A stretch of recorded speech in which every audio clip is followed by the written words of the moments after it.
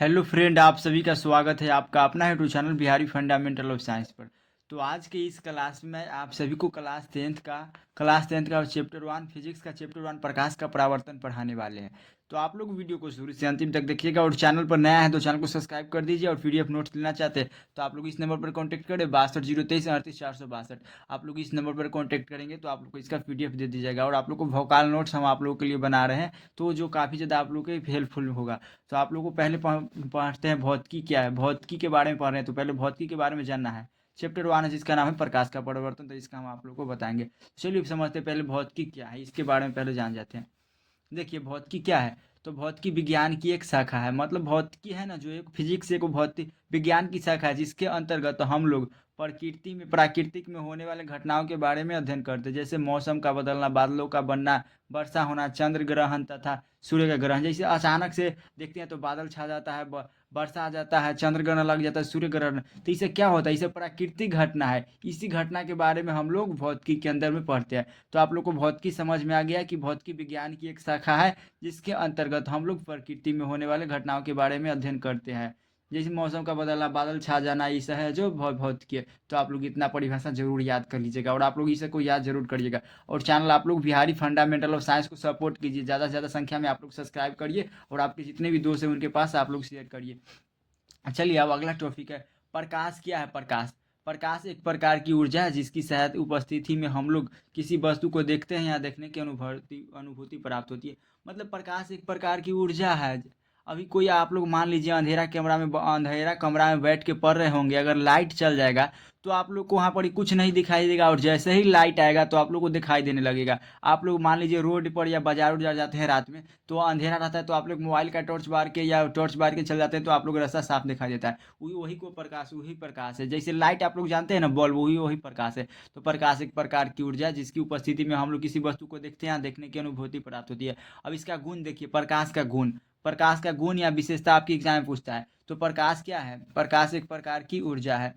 प्रकाश एक प्रकार की ऊर्जा है और यह निर्वात में भी गमन करता है। ऊर्जा मतलब आप लोग जानवे करते हैं। निर्वात का मतलब होता है कि जहाँ हवा नहीं होता है, सुनसान एरिया होता है, जहाँ हवा एकदम बिल्कुल शून्य रहेगा। यह निर्वात में भी गमन करती है और निर्वात में इसकी चाल कितना होती है, 3 × 10⁸ या 3 लाख किलोमीटर प्रति सेकेंड होता है। और प्रकाश हमेशा सीधी रेखा में गमन करता है। और प्रकाश होगा ना जो हमेशा कहाँ सीधी रेखा में गमन करेगा। प्रकाश देखिए यहाँ पर ही, प्रकाश हमेशा सीधी रेखा में गमन करेगा। प्रकाश हमेशा सीधी रेखा में गमन करेगा। आप लोग को यह दिखाई दिया होगा कि प्रकाश होता है जो हमेशा सीधी रेखा में गमन करेगा और यह टेढ़ टाढ़ गमन नहीं करेगा, हमेशा सीधी रेखा में गमन करेगा। तो आप लोग को समझ में आ गया होगा कि प्रकाश हमेशा सीधी रेखा में गमन करती है। और प्रकाश एक क्या है, प्रकाश एक विद्युत चुम्बकीय तरंग है। तरंग कहने का मतलब आप लोग पानी के अंदर ढेपा फेंकते होंगे तो चारों बगल में फैलते फैलते चल जाओगा, उसी को हम लोग तरंग कहते हैं। या टेढ़ा मेढ़ा ना ऐसे ऐसे जाता है, ऐसे ऐसे, इसको भी तरंग कहा जाता है। या पानी के अंदर ढेपा फेंकते हैं तो ऐसे ऐसे ऐसे आगे नहीं बढ़ता जाता, इसी को हम लोग तरंग कहते हैं। तो आप लोग को प्रकाश के बारे में समझ में आ गया। अब अगला है प्रकाश का स्रोत किसे कहते हैं। प्रकाश स्रोत को समझते हैं। प्रकाश स्रोत तो जिस वस्तु से प्रकाश उत्सर्जित होती है उस या निकलती है उसे प्रकाश स्रोत कहते हैं। जैसे जलता हुआ बल्ब, मोमबत्ती से, जैसे मोमबत्ती से प्रकाश निकलता है, मोबाइल के टॉर्च से निकलता है, दिया से निकलता है, तो इसे क्या है, प्रकाश स्रोत। तो इसका सिंपल परिभाषा है, लिखिएगा आप लोग कि जिस वस्तु से प्रकाश उत्सर्जित होती है या निकलती है उसे प्रकाश स्रोत कर। जलता हुआ बल्ब, मोमबत्ती, दिया, ऐसे क्या है, प्रकाश स्रोत है। अब आत्मदीप्त पदार्थ को समझते हैं। आत्मदीप्त पदार्थ वो ऐसा वस्तु जो स्वयं प्रकाश उत्सर्जित करता है।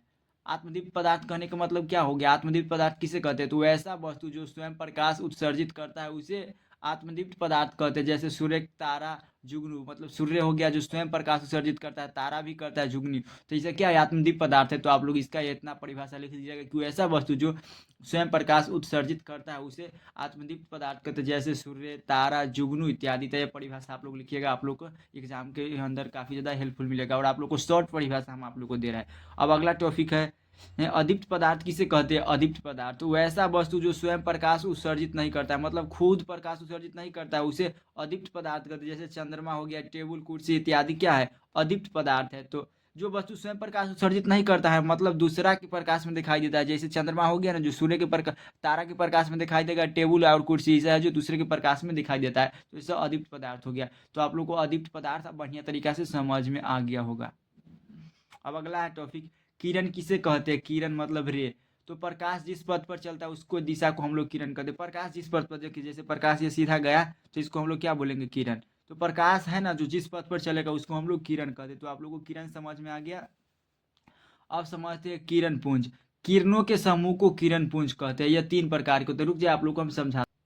देखिए यहाँ पर एक किरण है जो एक साथ में बहुत सारा किरण जा रहा है, बहुत सारा किरण एक साथ में जा रहा है, तो किरणों के समूह को किरण पुंज कहते हैं। तो आप लोगों को किरण पुंज समझ में आ गया होगा। किरण पुंज कहते हैं और यह 3 प्रकार के होता है। किरण पुंज 3 प्रकार के होता है। पहला होता है समांतर किरण पुंज, अभिसारी किरण पुंज और अपसारी किरण पुंज। ये तीनों किरण पुंज इंपॉर्टेंट है।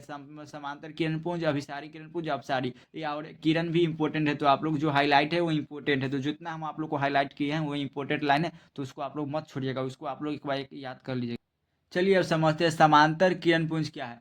तो वैसा किरण पुंज जिसमें प्रकाश की सभी किरणें एक दूसरे के समांतर हो उसे समांतर किरण पुंज कहते हैं। समांतर किरण पुंज आपस में कभी भी एक दूसरे को नहीं काटते, मतलब वैसा किरण पुंज जैसे देखिए यहाँ पर चित्र में वह एक दूसरे के समांतर है। या किरण पुंज है जो क्या एक दूसरे के समांतर या सीधा चल जाएगा, लेकिन कभी भी आप आपस में एक दूसरे को नहीं कटेगा। जैसे आप लोग ट्रेन का पटरी को देखे होंगे तो सीधा ऐसे ही जाएगा, ऐसा ही, लेकिन कभी भी एक दूसरे को आपस में नहीं कटता है।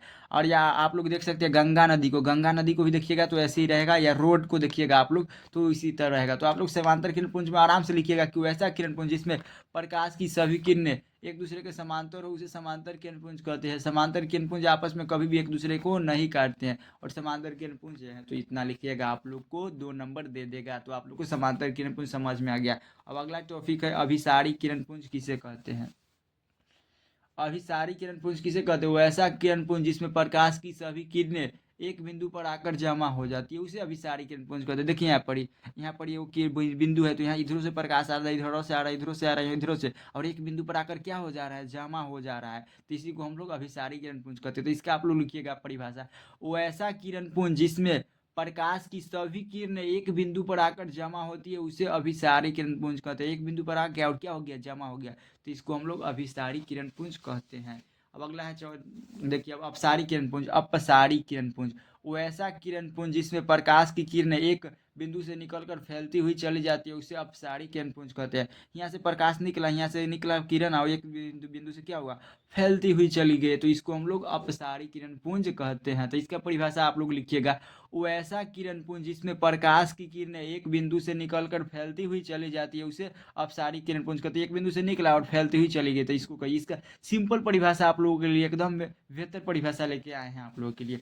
अब अगला क्वेश्चन है प्रकाशीय माध्यम क्या किसे कहते हैं। तो वैसा क्षेत्र जहां से प्रकाश निकलकर हमारी आंखों तक पहुंचता है उसे प्रकाशीय माध्यम कहते हैं। जैसे हवा, पानी, कांच, अल्कोहल, हीरा इत्यादि के माध्यम से ना हमारे तक प्रकाश निकलता है। जैसे हम लोग टॉर्च बांटते हैं तो टॉर्च हवा के माध्यम से हमारे पास आता है, या पानी के या कांच के इसी के माध्यम से हमारे आंख तक आता है। तो आप लोग को इसे समझ में आ गया। अब आप लोग को एक बार रिकॉल करा देते हैं, यानी आप लोग को फिर से एक बार दोहरा देते हैं, आप लोग को रिविजन करवा देते हैं।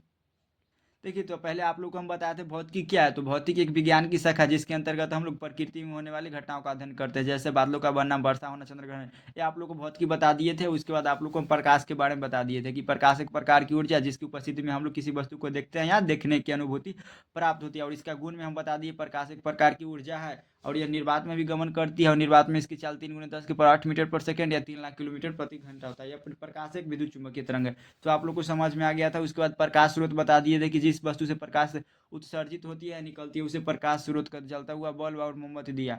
आत्मदीप्त पदार्थ किसे कहते हैं, वैसा वस्तु जो स्वयं प्रकाश उत्सर्जित करता हो उसे आत्मदीप्त पदार्थ कहते हैं, जैसे सूर्य, तारा, जुगनू इत्यादि। उसके बाद आता है अदीप्त पदार्थ, वैसा वस्तु जो स्वयं प्रकाश उत्सर्जित नहीं करता उसे अदीप्त पदार्थ कहते हैं, जैसे चंद्रमा, टेबल कुर्सी इत्यादि।